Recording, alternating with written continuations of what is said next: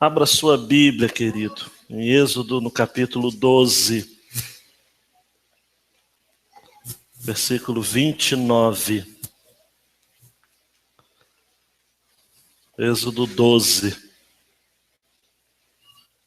versículo 29. Nós vamos ler até o verso 51.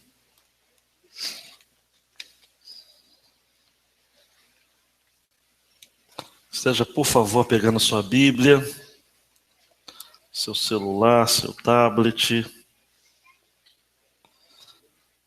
Não desvie sua atenção, evita a locomoção. Você na galeria, redobre a sua concentração. Olhe bem nos meus olhos e no texto. Uma noite para ficar na história. Eu procurei uma imagem que tinha uma imagem de uma noite. Uma noite para ficar na história.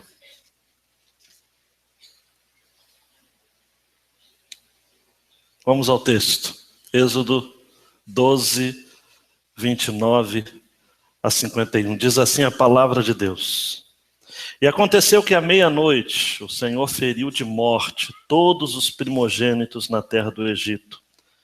Desde o primogênito do faraó, herdeiro do trono, até o primogênito do prisioneiro que estava no cárcere, e todos os primogênitos dos animais.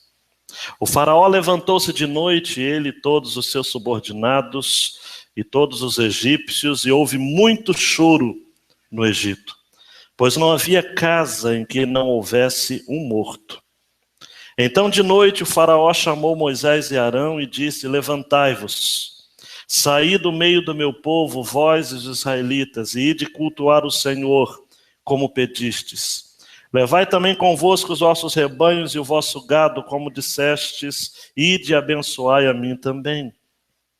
E os egípcios insistiam com o povo, com pressa, de expulsá-lo da terra, pois diziam: vamos todos morrer. Assim o povo recolheu a massa antes que fermentasse, carregando as amassadeiras amarradas em suas roupas sobre os ombros.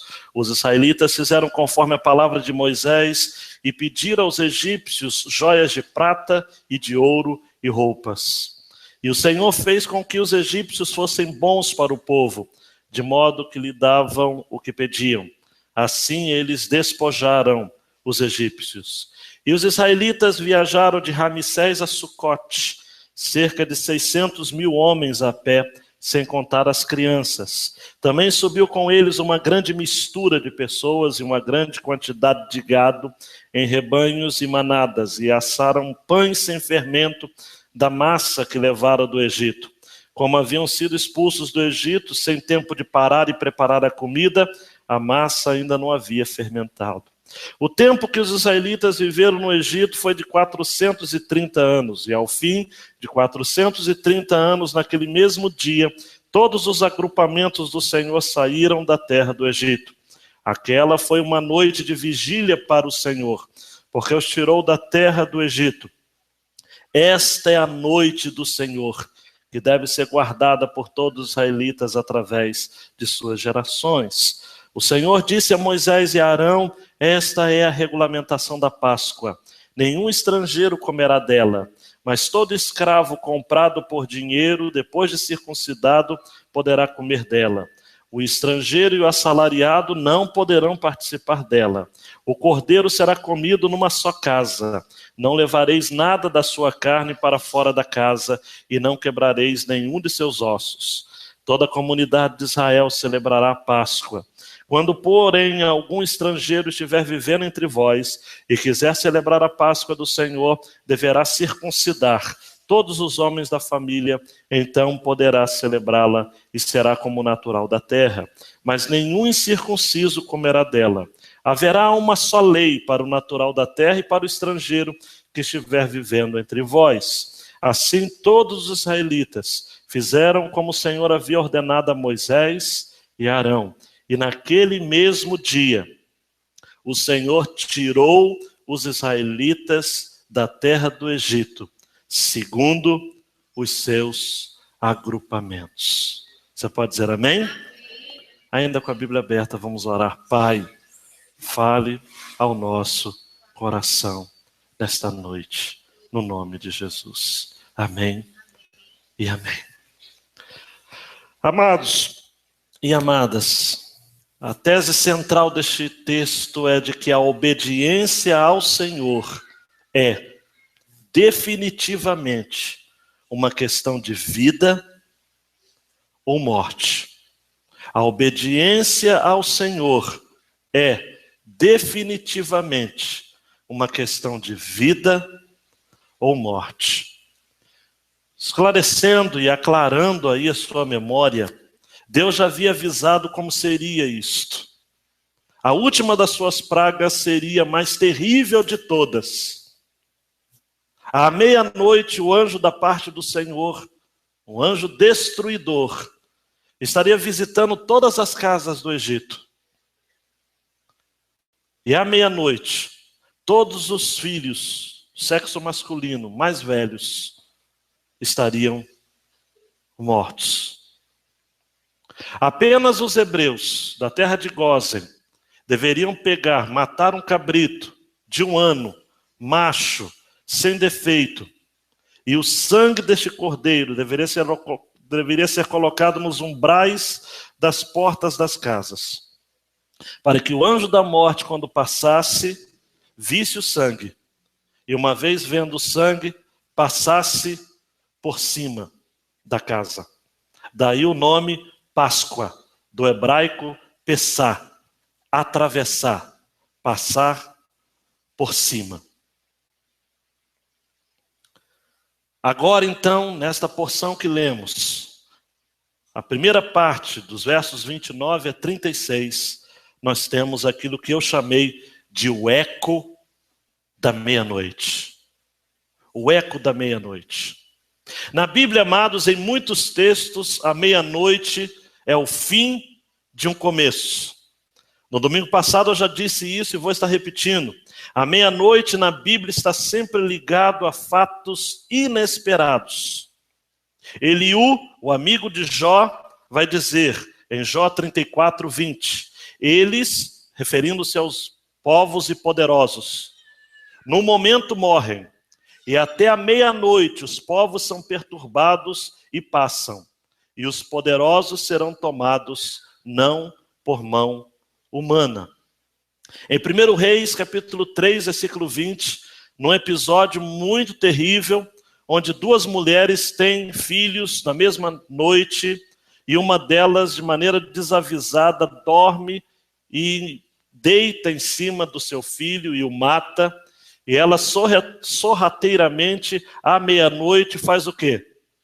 Troca.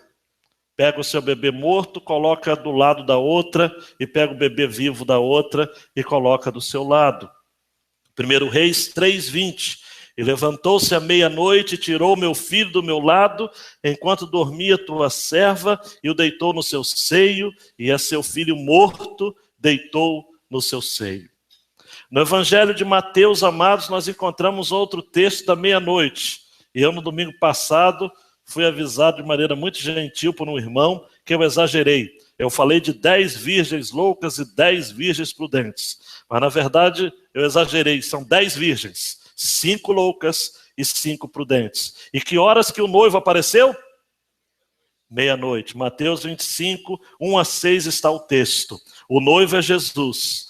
As virgens loucas e prudentes é a igreja. Na igreja tem gente louca e na igreja tem gente prudente. E louca aqui não é louca. Louca tem mesmo alguns, mas louca no sentido de ser ignorante, de ser desavisado, de não fazer pouco caso com as coisas de Deus. Eu chamei aqui a atenção também dos amados, porque foi à meia-noite que um dono da casa se levantou para atender de forma inesperada um vizinho que lhe pedia 3 pães. Lucas 11:5. Qual de vós, Jesus disse, terá um amigo? Se for procurá-lo à meia-noite, ele disser, amigo, empresta-me 3 pães. Que hora mais inoportuna para se pedir pão. Mas Jesus estava contando uma parábola para dizer que nós também, como este amigo, não temos o receio, não precisamos ter o receio de, entre aspas, incomodar a Deus, mesmo que seja na nossa meia-noite pessoal. Quantos de nós, na nossa meia-noite pessoal, já clamaram por Jesus? Quantos? Eu, muitas vezes. E eu chamei aqui a atenção dos jovens e adolescentes pelo outro exemplo de Atos capítulo 20, versículos 7 a 9, foi Eutico, aquele jovenzinho, que ouviu o apóstolo Paulo pregar, e o apóstolo Paulo estava assim na onda do avivamento, estava voando baixo, e ele já ia pregando para lá de meia-noite. E quando chegou meia-noite, Eutico, que estava perto de uma janela, tem alguém perto da janela aí? A galeria, fica atento.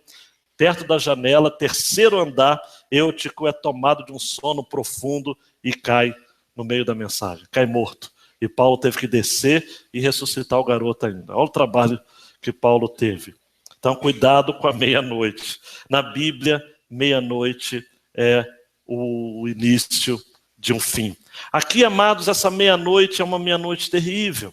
Versículo 29 vai dizer, amados e amadas, de que à meia-noite o Senhor feriu de morte os primogênitos da terra do Egito. Foi o Senhor, não foi o diabo. Foi o Senhor. Todos os primogênitos, desde o primogênito do faraó, que texto lindo, né? Que era o herdeiro do trono, até o primogênito do prisioneiro que estava no cárcere. O que o versículo 29 diz? De que o Senhor não respeitou condicionamentos sociais. Todas as classes sociais foram atendidas na morte. Tanto na corte, quanto na prisão. São dois extremos. Versículo 30 diz que Faraó se levanta de noite, ele e todos os seus subordinados. E que expressão linda, amados, trágica e linda. Houve muito choro no Egito, pois não havia casa em que não houvesse um morto. A palavra no hebraico para choro diz algo como sendo choro de aflição, um clamor, aflito. Houve muito choro. Aquela meia-noite, amado, Charles Shindon vai pregar uma mensagem dizendo a noite em que ninguém dormiu. Porque Deus havia avisado. O povo hebreu ficou esperto, colocou sangue do cordeiro nos umbrais. Acredito que todos, se não todos, em sua grande maioria. Mas os egípcios, cá para nós, vamos entrar aqui numa questão de fazermos algumas conjecturas, muitos deles não levaram a sério. Ignoraram mesmo. Acharam que era uma questão, poxa, não era tão sério. Mas agora Faraó se levanta de noite, ele e todos os seus subordinados, e há muito choro no Egito. Muito choro. E os egípcios que usavam muitas pinturas nos olhos, devem ter chorado, borrado a maquiagem, deve ter ficado um negócio feio mesmo. Todos prantearam, porque não havia uma casa em que não houvesse um morto. Que coisa terrível, né, gente? Não havia uma casa que não houvesse um morto. Versículo 31, amados, e 32, Faraó capitula. Cede às pressões de um Deus que no passado ele disse que não conhecia. Só para lembrá-lo, em Êxodo 5:2, quando Moisés e Arão vão pela primeira vez se apresentar diante de Faraó, pedindo para que ele libertasse o povo, Faraó disse, o texto diz, quem é o Senhor, cuja voz eu te ouvirei para deixar ir Israel? Eu não conheço o Senhor, nem tampouco deixarei ir Israel. Eu creio, amados, de todo o meu coração, que se cumpriu na vida de Faraó e de todos os egípcios daquele tempo, a verdade de Hebreus 10:31. Horrível coisa é cair nas mãos do Deus vivo. Romanos 6:23. O salário do pecado é a morte. Não houve uma casa que não houvesse uma morte, um morto. Faraó então chama, versículo 31, Moisés e Arão, e diz o seguinte para ele, olha, levantai-vos, sai do meu povo, vai embora, ide cultuai ao Senhor como pedistes. Versículo 32, levai também convosco os vossos rebanhos, vosso gado, como dissestes, ide e abençoai a mim também. Olha só que coisa bonita, terna, não é? Me abençoa também. Na linguagem de hoje, traduziu assim o versículo 32. Peguem as suas ovelhas e cabras e o seu gado e vão embora. E peçam a Deus que me abençoe. Mas eu tenho para mim, amados, de que Faraó não se converteu absolutamente. O que ele estava sentindo, o que nós podemos perceber de sua fala, é uma humilhação extrema, sem contrição de coração. Humilhação extrema, sem contrição de coração. Porque quem conhece a história e acompanhar as mensagens aqui, vai perceber de que mais tarde ele se arrepende de ter liberado o povo e vai atrás do mesmo. Versículo 33. Os egípcios, amados, insistiam com o povo com pressa de expulsá-lo da terra, dizendo o seguinte: gente, vamos embora todo mundo, senão nós vamos morrer. Versículo 34. O povo recolheu a massa antes que fermentasse, porque estava sendo preparado para a festa dos pães asmos, carregando amassadeiras, amarradas suas roupas. Os israelitas fizeram conforme a palavra de Moisés, pediram aos egípcios joias de prata. Um texto anterior, o Senhor estava dizendo de que os egípcios deveriam ir para a casa dos faraós pedindo: vem cá, eu quero ouro, quero prata, quero joias, quero roupas, quero sandálias. E o texto termina no versículo 36 dizendo: e o Senhor fez com que os egípcios fossem bons para o povo, de modo que lhe davam o que pediam. Assim eles despojaram os egípcios. A palavra despojar, amados, aqui significa privar da posse, desapossar. O povo hebreu estava saindo do Egito não como derrotado, escorraçado, mas estava saindo de cabeça erguida. Olhe para mim, amados. Quando você sair do seu Egito pessoal, pode ter certeza absoluta que Deus não vai deixar você sair envergonhado. Você vai sair de cabeça erguida. Eu não me canso de dizer de que essa questão do povo sair despojando os egípcios era o cumprimento de uma palavra que Deus deu a Abraão. Gênesis 15, 13 a 14.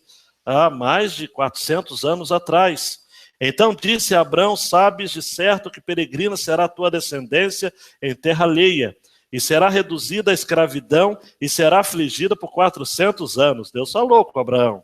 Mas também eu julgarei a nação a qual ela tem de servir, e depois sairá com grande riqueza. Também sairá com grande riqueza. A primeira porção, amados, é o eco da meia-noite. Versos 29 a 36. O Egito chora. A segunda porção, versos 37 a 51, é a celebração da noite do Senhor. Olha para mim, amados, aquilo que era a meia-noite da morte para os egípcios se transformou na meia-noite da salvação para os hebreus. A partir do versículo 37, você vai encontrar que os israelitas viajaram de Ramessés a Sucote, cerca de 26 quilômetros, cerca de 600 mil homens a pé, sem contar as crianças. Os comentaristas concordam de que nós estamos nos referindo aqui a um grupo de 2 milhões de pessoas, tá? Marchando para fora do Egito, ainda sendo apressados pelos egípcios, né? Dizendo: quer levar mais alguma coisa? Tem certeza que não quer levar mais nada? Vamos embora, gente, vamos embora. O texto vai dizer de que houve, versículo 38, uma grande mistura de gente. Isto é, não só saíram do Egito hebreus, saíram egípcios que estavam com medo, temor ao Deus de Israel.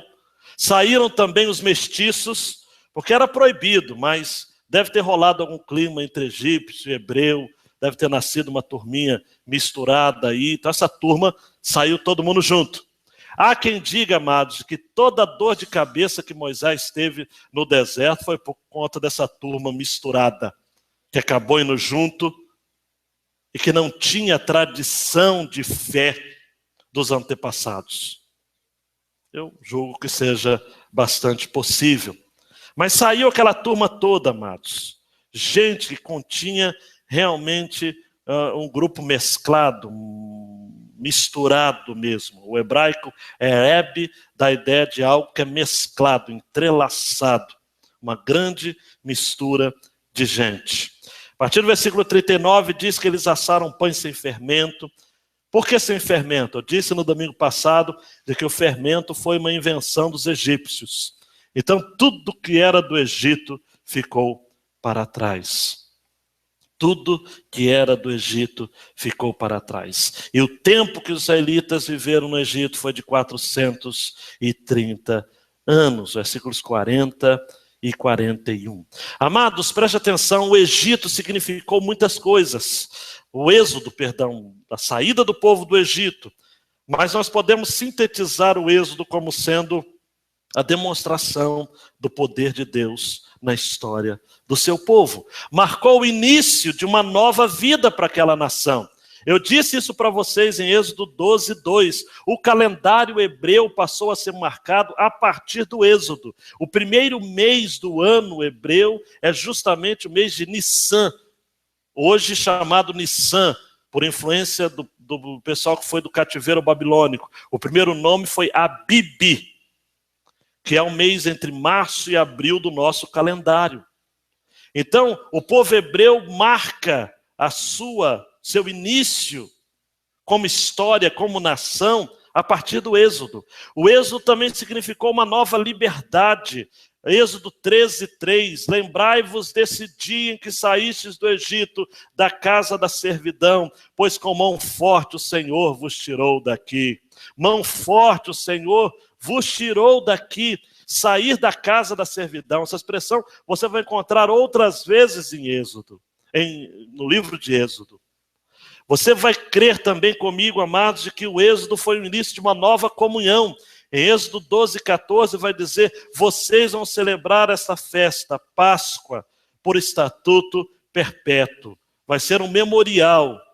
Até nos nossos dias, amados, os judeus celebram a Páscoa, como eu já disse. Eles só não matam cordeiro, porque com a destruição do templo em Jerusalém, eles já não fazem essa tradição, mas comem pães asmos, ervas amargas, bebem o vinho em vários cálices durante a noite, para celebrar, lembrar, como memorial mesmo, daquilo que o Senhor fez, tirando da casa da servidão. Nós, os cristãos, amados, preste atenção, não precisamos celebrar a Páscoa, porque nós temos a ceia do Senhor. A ceia do Senhor foi inaugurada por Jesus justamente numa época da Páscoa. Jesus morreu justamente na época da Páscoa. Hoje, todos os meses como hoje, nós vamos celebrar a ceia do Senhor. A ceia do Senhor é a nossa Páscoa, porque Jesus é a nossa Páscoa. Páscoa não é uma festa cristã. Páscoa é uma festa judaica. É deles. Eles têm que celebrar porque Deus disse, por estatuto perpétuo, para eles, não para nós. E celebrar a Páscoa com chocolate, com coelho, aí é que é pecado assim dos mais graves. Pode comer chocolate, não tem problema nenhum, a gente brinca com as crianças, mas tem que explicar que isso não é Páscoa. Isso não tem nada a ver com a Páscoa. O Êxodo também, amado, significou uma nova segurança. Deus disse em Êxodo 6, 7 e 8, eu vos tomarei por meu povo e serei vosso Deus, e sabereis que eu sou o Senhor vosso Deus, que vos tiro das cargas dos egípcios. O versículo 42 é paradigmático, porque vai falar o seguinte, aquela foi uma noite de vigília para o Senhor, porque os tirou da terra do Egito. Esta é a noite do Senhor, que deve ser guardada por todos os israelitas através de suas gerações. Esta é a noite do Senhor. A partir do versículo 43, amados, preste atenção, depois dessas considerações incríveis, Deus regulamenta a festa da Páscoa. Então isso daqui aparentemente não tem a ver conosco, mas tem alguma aplicação aqui. A partir do versículo 43, o Senhor disse a Moisés, esta é a regulamentação da Páscoa. Primeiro, nenhum estrangeiro comerá dela. Os estrangeiros não podiam comer da Páscoa. Todo escravo comprado por dinheiro poderia comer, mas depois de circuncidado. A circuncisão é a aliança, o símbolo da aliança perpétua. A circuncisão, amados, vai ter a sua origem em Gênesis 17, 12 e 13. Preste atenção. O filho de 8 dias será circuncidado. Todo homem nas vossas gerações, o nascido na casa, o comprado por dinheiro, a qualquer estrangeiro que não for da descendência. O escravo, o nascido em casa e o comprado por dinheiro, estará sendo circuncidado para fazer parte da minha aliança perpétua.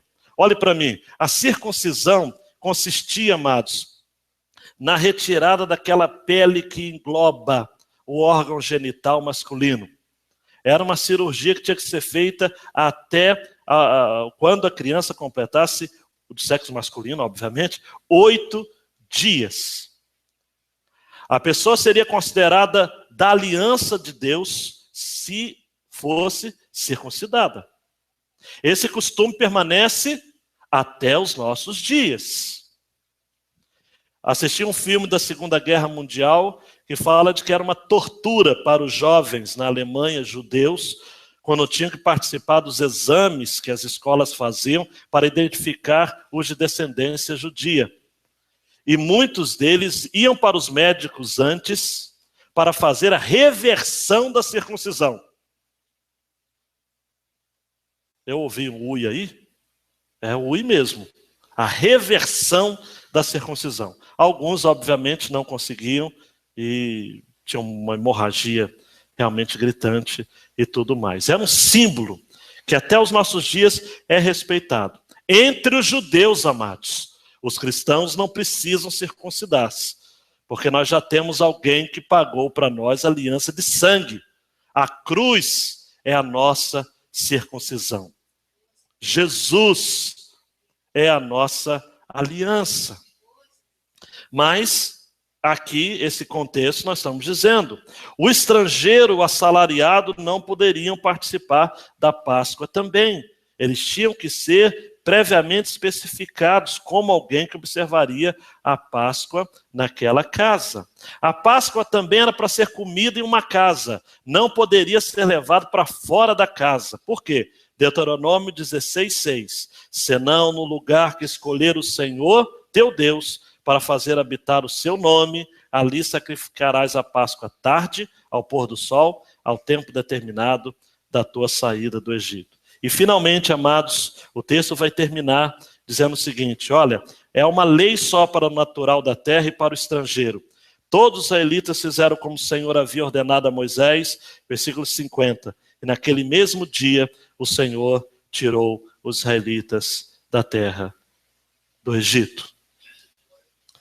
Preste atenção, amados, para as aplicações. Eu creio que Deus ainda tem mais para falar com você. É fácil, amados, entender de que para os egípcios a meia-noite foi de muito choro. Para os hebreus foi uma noite do Senhor. É sempre assim. Aquilo que é trágico para o homem sem Deus pode ser uma bênção para o homem com Deus. Aquilo que se torna, amados, uma intervenção de Deus para juízo na vida do ímpio pode ser uma intervenção de graça na vida do eleito, na vida do salvo. Eu estou persuadido, amados, de que até mesmo nesse contexto de crise que estamos vivendo, o Senhor está fazendo tudo isso para que a igreja se levante. Se levante para interceder, se levante para crer de que é o Senhor quem nos sustenta. Todos nós, amados, inexoravelmente vamos viver a nossa meia-noite. A diferença é se nós vamos viver como egípcio ou como hebreu. Se vamos viver com muito choro ou se vamos viver como noite do Senhor. Olhe para mim, amados e amadas, não precisa ser assim. Você não precisa se desesperar como fazem os ímpios. Jesus, em Mateus capítulo 6, vai dizer o seguinte, amados, os pagãos é que se preocupam demais com as coisas. Vocês não são pagãos, vocês são de Deus. Então, por mais que o Salmo de número 30, versículo 5, vai dizer que o choro pode durar uma noite, leia até o final.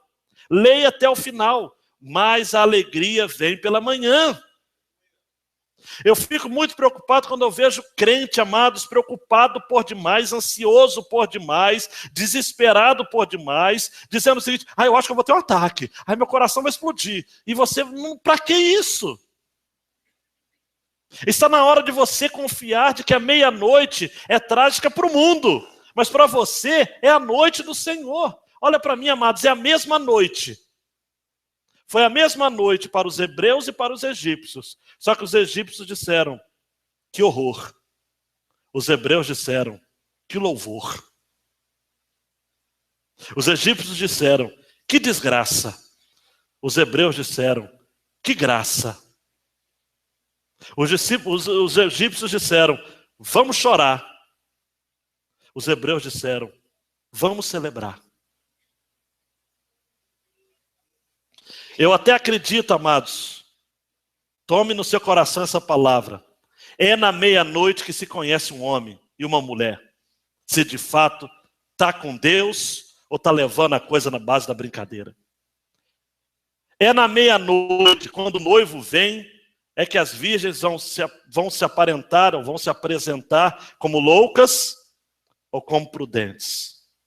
Talvez você não esteja ainda vivendo um tempo, amados, onde a sua fé há de ser provada. Mas olha para mim, vai chegar esse tempo, a sua meia-noite. Uma outra aplicação que eu faço, amados, é o seguinte: a orientação de Deus ao povo hebreu foi de que deveriam providenciar um cordeiro, e esse cordeiro deveria ser morto. E esse cordeiro, o sangue desse cordeiro deveria ser colocado nos umbrais das portas. No Evangelho, o cordeiro é Jesus. Ele já foi sacrificado. Paulo em 1 Coríntios 5, 7 e 8. Alimpai-vos, pois, do fermento velho, para que sejais uma nova massa, assim como estáis sem fermento, porque Cristo, nossa Páscoa, foi sacrificado por nós. Por isso façamos a festa, não com fermento velho. Diga: eu não quero fermento velho na minha vida. Nem com fermento da maldade e da malícia, mas com os asmos da sinceridade e da verdade. O nosso cordeiro já foi morto. Apocalipse capítulo 13, versículo 8 vai dizer de que o cordeiro foi morto desde a fundação do mundo. Olha que coisa maluca. Desde a fundação do mundo, o sangue do cordeiro, amado, já havia sido derramado. A cruz foi a realização daquilo que já havia acontecido no passado, desde a fundação do mundo. Na cruz se transformou em história, mas em meta-história, aquilo que transcende a história, Jesus já havia sido morto, seu sangue já havia sido derramado, e as pessoas a quem ele quis salvar já haviam sido salvas. Apocalipse 3:8. Adoram-na todos que habitam sobre a terra, esses cujos nomes não estão escritos no livro da vida do Cordeiro, que foi morto desde a fundação do mundo. Desde a fundação do mundo.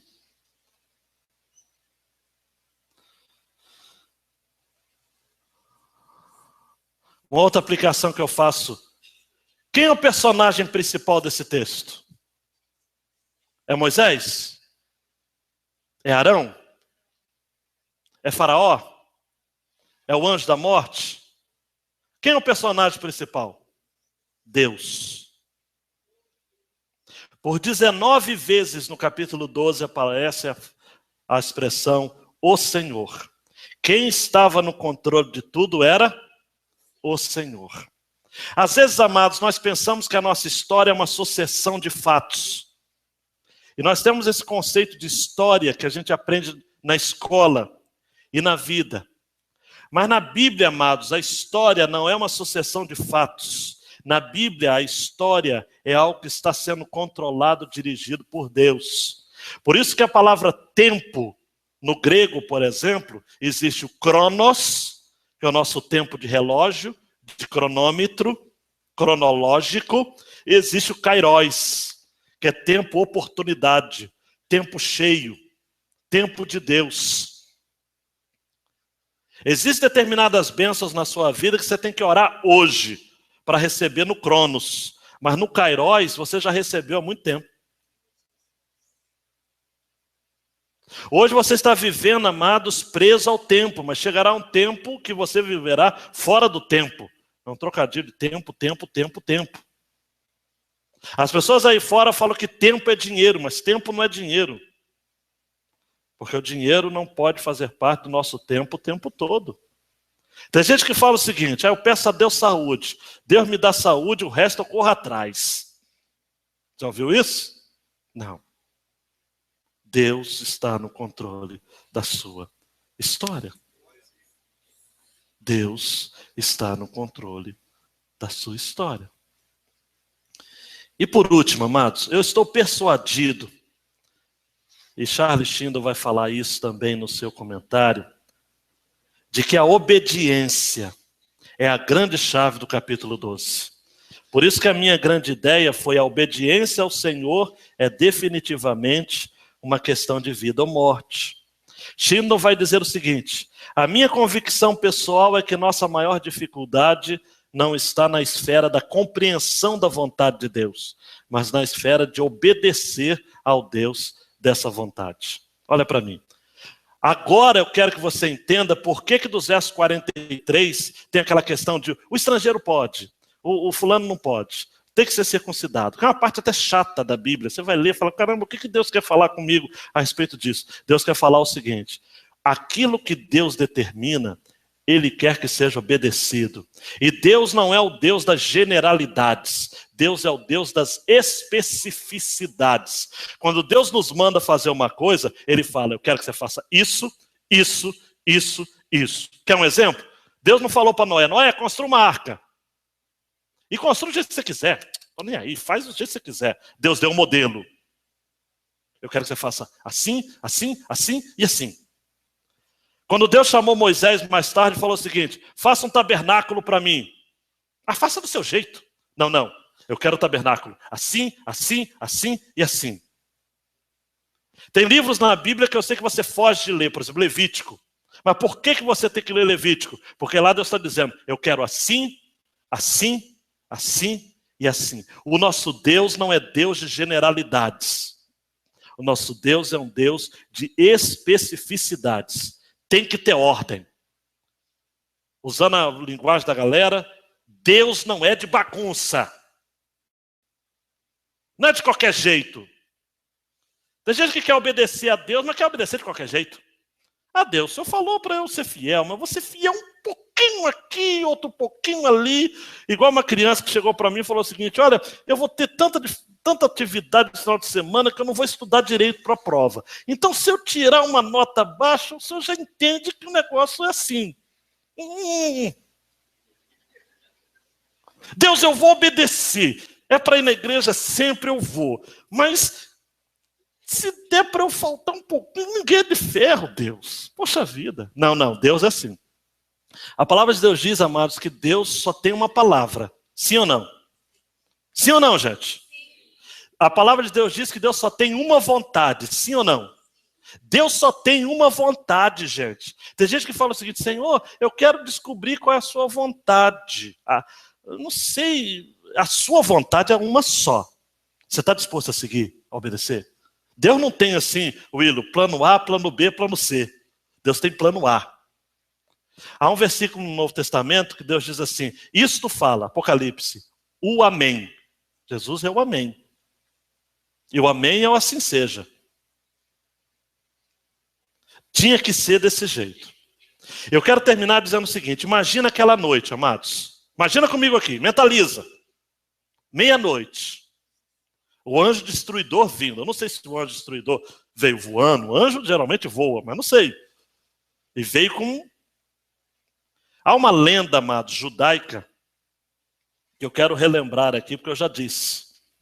O João até lembrou esses dias. Eu falei: papai, essa história é boa. Então, vou lembrar aqui para vocês. Havia uma família que tinha uma filha mais velha que estava doente. E ela temia bastante. E apesar de que a ordem era para matar os primogênitos, mas ela ficou com medo, né? E aí então, ciente de que um cordeiro deveria ser escolhido pela família, e ela tinha outros irmãos, e temia também por eles, principalmente, quem sabe o seu irmão mais velho. E ela ficou perguntando a noite toda: papai, tem sangue na nossa porta? Tem certeza? E o pai falou: menina, deixa de besteira. Se ele fosse como alguns homens que nós temos aqui, cheio de autoridade, cheio de eu sei o que eu estou fazendo, disse: não se preocupe, o anjo destruidor não vai passar por aqui.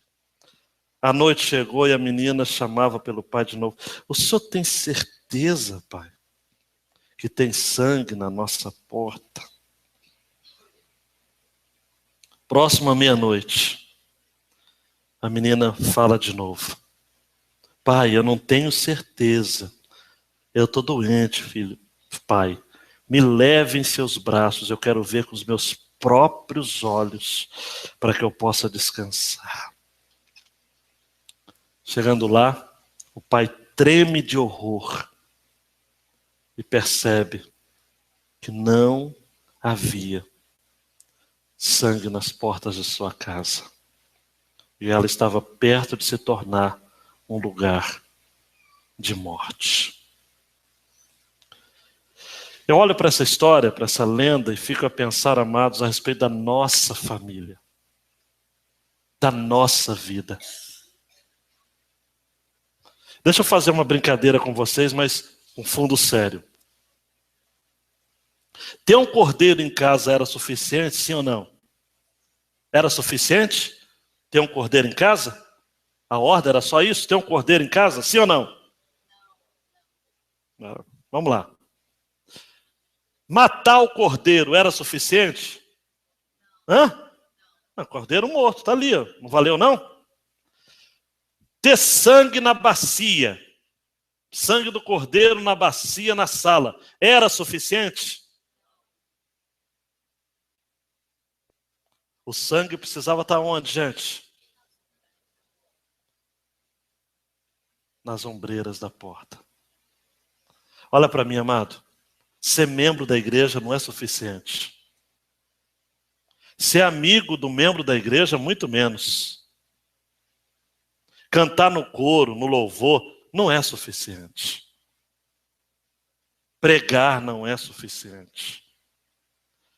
Ser dizimista não é suficiente. Porque vai chegar um tempo, amados, e não está longe, que Jesus virá. E Jesus fala isso em Mateus: muitos me dirão naquele dia. Conhece?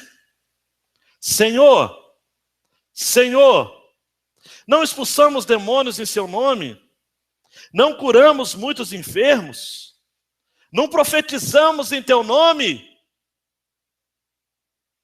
E o Senhor vai dizer: eu nunca vos conheci.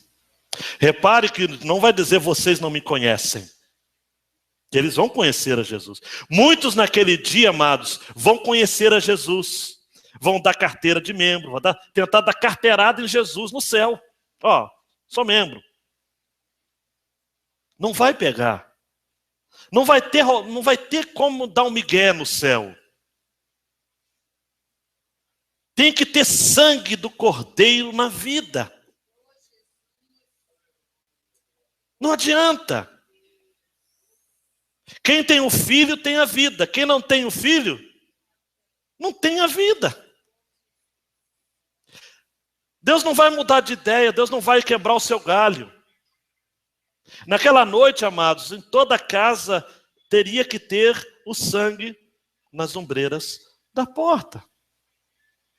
E eu temo muito por você.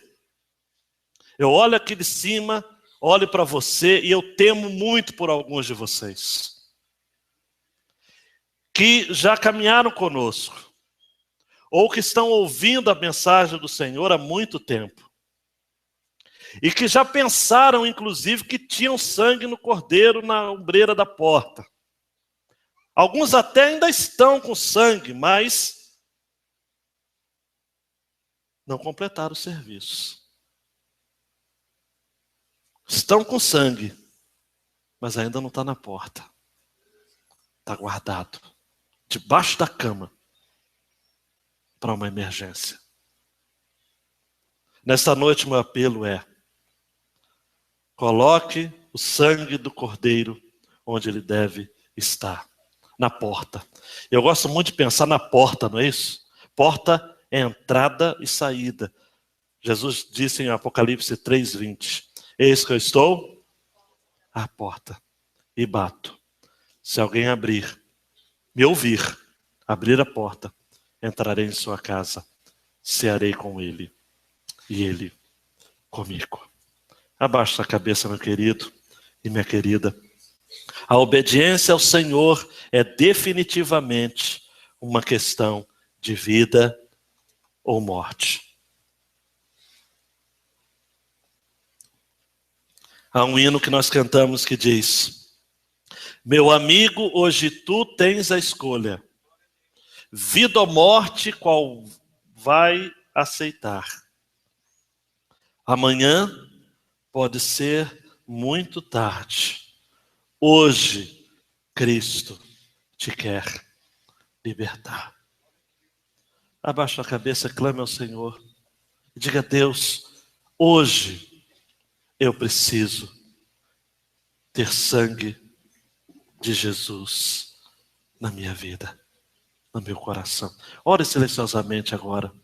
Eu sei que talvez você esteja numa luta espiritual incrível. Você aqui embaixo, você na galeria. Hoje, se o anjo da morte passasse sobre a sua vida, você se salvaria? Hein?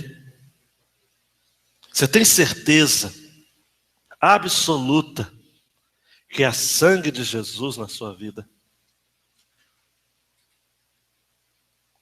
Ó Deus, nesta noite eu quero orar por aqueles que estão em batalha agora, estão em dúvida, estão se perguntando: será que eu sou salvo?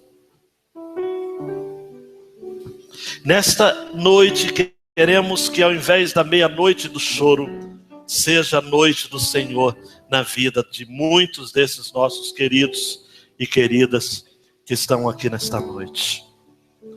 O meu clamor é que a sua palavra fale, toque em corações, quebre corações.